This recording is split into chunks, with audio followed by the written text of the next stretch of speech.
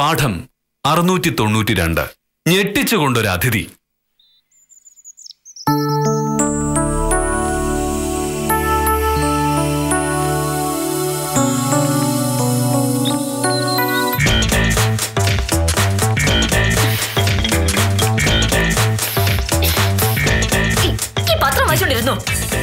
ഈ വീട്ടിലെ ഒരു കാര്യം അന്വേഷിക്കാൻ ചെയ്യില്ല എന്ന് വെച്ചിട്ടുണ്ടെങ്കിൽ കഷ്ടം തന്നെയാണ് മോനട്ടാ. എന്നെ കൂടെ വയ്യ സകല കാര്യങ്ങളും നോക്കി നടത്താൻ. എനിക്ക് മനസ്സിലാവാൻ വേണ്ടിയാണ് പറയുന്നതെങ്കിൽ മനസ്സിലാവുന്ന രീതിയിൽ പറയണം. എന്താ നിന്റെ പ്രശ്നം? പുറകുവശത്തെ ആ 2 തെങ്ങിൽ നിറയെ തേങ്ങയാണ്. ആ ചന്ദ്രൻകുട്ടി വിളിച്ച് തേങ്ങ ഇടാൻ പറയണമെന്ന് ഒരാഴ്ചയായിട്ട് ഞാൻ മോഹനട്ടോട് പറയല്ലേ. അടുക്കളയിലെ ആവശ്യത്തിന് തേങ്ങയില്ല എന്നുള്ളത് ഒരു വലിയ പ്രശ്നം. അതിനേക്കാട്ടിലും വലിയ കാര്യമാണിത്. തേങ്ങ അവിടെ ഓട് പൊട്ടി. എന്റെ മോഹനട്ട എത്ര ദിവസം കൊണ്ട് ഞാൻ പറയുന്ന കാര്യം ഇത്. മോഹനട്ട രാവിലെ ആഫീസിലേക്കും പോയിട്ട് തിരിച്ചും വരുന്ന വഴി ചന്ദ്രൻകുട്ടി വീട്ടിലൊന്ന് കയറി പറഞ്ഞിട്ടുണ്ടായിരുന്നെങ്കിൽ അവൻ വന്ന് തേങ്ങ ഇട്ട് തരില്ലായിരുന്നോ? അവന്റെ വീട്ടിൽ കൃഷ്ണൻകുട്ടിയുടെ ചായക്കടയിലൊന്നും പറഞ്ഞേൽപ്പിച്ചിരുന്നെങ്കിൽ ചന്ദ്രൻകുട്ടി പണ്ടേ വരില്ലായിരുന്നോ? അതങ്ങനെയാണ്. എന്റെ മോഹനട്ട ഇതിലൊന്നും നേരം ഉണ്ടാവില്ല. രാവിലെ എഴുന്നേറ്റ് പത്രം തുറന്നു വെച്ച് ഇങ്ങനെ കാണാതെ പഠിക്കണം. പിന്നെ എന്തെങ്കിലും ഒരു കാരണം ഉണ്ടാക്കി എന്നോട് വഴക്കുണ്ടാക്കണം. അത് കഴിഞ്ഞ് മിടുക്കനായി വില്ലേജ് ഓഫീസിൽ പോയി നാട്ടുകാരെ മുഴുവൻ മര്യാദ പഠിപ്പിക്കണം. ഇതല്ലാതെ വീടിന് കൂടെയുള്ള എന്തെങ്കിലും ഒന്ന് ചെയ്യാൻ നേരം ഉണ്ടാവില്ല, മനസ്സുണ്ടാവില്ല. ആ തെങ്ങിന്റെ ചൂട്ട് കൂടെ ഞാൻ അങ്ങോട്ട് കൂടെ നടക്കുന്നത്. ഒരു തേക്ക് എന്റെ തല വീണുള്ള അവസ്ഥ മോഹനോടൊന്ന് ആലോചിച്ച് നോക്കേ. കാര്യമായിട്ടൊരു കാര്യം പറഞ്ഞ പുളിച്ച തമാശ പറഞ്ഞോണ്ട് വരല്ലേ. മോനട്ടാ, ഒരു കാര്യം ഞാൻ പറഞ്ഞേക്കാം. ചന്ദ്രൻകുട്ടി വിളിച്ചോണ്ട് വന്ന് ആ 2 തെങ്ങിലെ തേങ്ങ ഇടാനുള്ള ഏർപ്പാടുണ്ടാക്കിയില്ലെങ്കിൽ തേങ്ങ ഇനിയും വീഴും, ഓട് ഇനിയും പൊട്ടും. ഓട് മാറ്റി വെക്കാനുള്ള പൈസയെ മോഹനേട്ടന്റെ കയ്യിൽ തന്നെ പോവും. നോക്കിക്കോ. ആ തെങ്ങിലെ തേങ്ങ നമ്മുടെ ആവശ്യത്തിന് എടുത്തോളാൻ ഉൽപ്പന്നേട്ടൻ ചേട്ടൻ പറഞ്ഞു തന്നെ ഭാഗ്യാണ്. പക്ഷെ തേങ്ങ വാങ്ങാൻ ചെലവാകുന്നതിനെക്കാട്ടിലും കാശ് ഓട് വാങ്ങിച്ചു കളയും മോഹനേട്ടൻ. കുടുംബത്തിന് യാതൊരു ഗുണമല്ല. രാവിലെ പത്രം വെച്ചോണ്ടിരുന്നോളൂ. വീട്ടിൽ കണ്ണ് കിട്ടാതിരിക്കാനാണോ കോലം കുത്തി വെച്ചാൽ ഇങ്ങനെ ഇരിക്കുന്നത്? കഷ്ടം തന്നെ.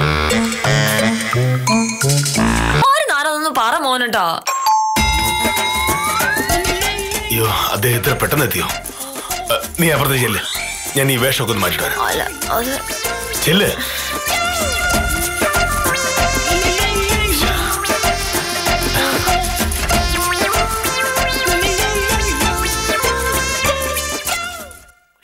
ചേട്ടനോ? ഇതാണോ വരുന്ന ആളെ കാണുമ്പോ ഞാൻ ഞെട്ടൂന്ന് പറഞ്ഞത്?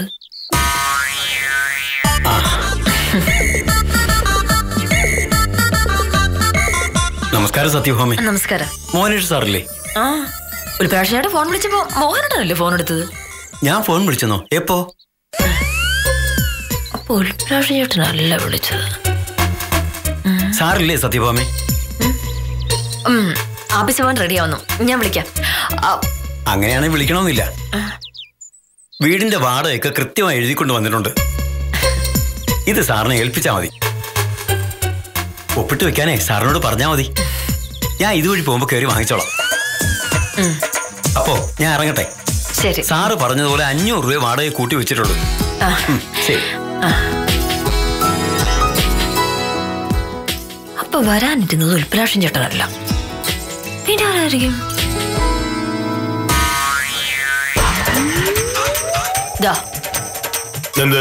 പുതിയ വാടക എഗ്രിമെന്റ് ഇതുമായിട്ട് ഉൽപ്പലാക്ഷൻ ചേട്ടനാ വന്നത്. അതെയാ? എന്നിട്ട് ഉൽപ്പലാക്ഷൻ ചേട്ടൻ എന്ത് പറഞ്ഞു? ഉൽപ്പലാക്ഷൻ ചേട്ടൻ എന്ത് പറയാൻ? മോഹനേട്ടനെ കൊണ്ട് ഇത് ഒപ്പിടിപ്പിച്ച് വെക്കണമെന്ന് പറഞ്ഞു.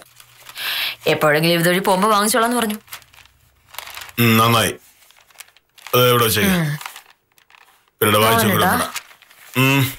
ആരാ വരുന്നേ?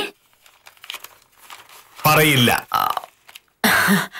അല്ല, വരുന്ന ആളുടെ രീതിക്ക് അനുസരിച്ച് വേണ്ടേ ഭക്ഷണം ഉണ്ടാക്കാൻ? അല്ലെങ്കിൽ അവരെന്താ കരുതുക? ഇത്രയും കാലത്തിനിടയ്ക്ക് നീ എന്റെ രുചിക്ക് അനുസരിച്ചുള്ള ഭക്ഷണം ഉണ്ടാക്കിയിട്ടുണ്ടോ? ഇല്ല. നീ എന്തോ ഉണ്ടാക്കുന്നു, ഞാൻ എന്തോ കഴിക്കുന്നു. അതുപോലെ മതി. എന്നാലും പറയൂല. ഞാൻ പറയുമായിരുന്നു, പക്ഷേ അതിനിടയിൽ നീ അഹങ്കാരം കാണിച്ചു. അഹങ്കാരം കെ മോഹനേഷൻ വെച്ച് ഉറപ്പിക്കും. പക്ഷേ ഒരു വില്ലേജ് ഓഫീസറുടെ വില എന്താണെന്ന് ഈ നാട്ടുകാർക്ക് മുഴുവൻ മനസ്സിലായല്ലോ. എന്റെ അമ്മൂ, നാട്ടിലിറങ്ങിയപ്പോ അത് മാത്രമേ ഉള്ളൂ സംസാര വിഷയം.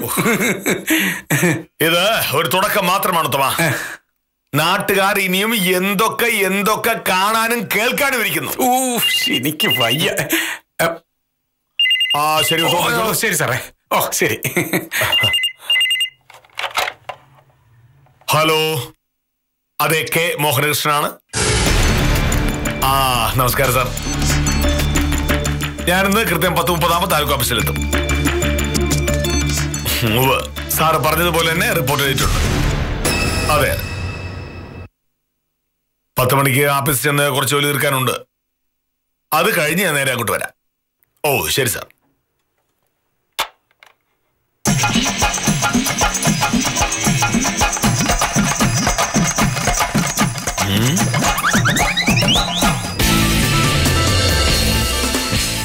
നീ എവിടെ പോകുന്നു?